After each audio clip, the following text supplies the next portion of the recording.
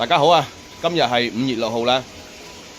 今晚咧又來防蟲防菌，因為近期咧突然高溫又落雨，嘅高溫之後又落雨咧就好容易有菌嘅，所以要防炭疽同埋嗰啲蒂腐病之類嗰啲嘢。可以打米星胺啦、代濕敏生啦都可以嘅嚇。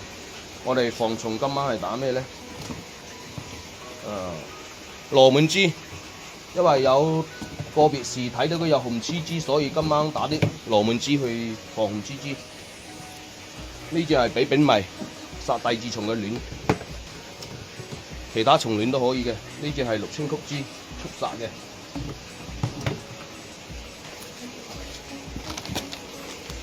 壯果浪大家都比較熟悉㗎啦嚇，行果嘅。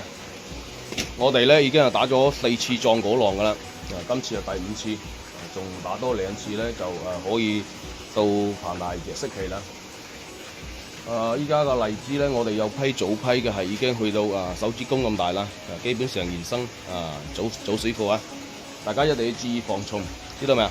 再有防好菌，因為而家高溫又突然落雨，日頭個溫度比較高，又突然落雨咧，就好容易有炭疽嘅，所以大家要注意啊！祝大家身體健康，開工！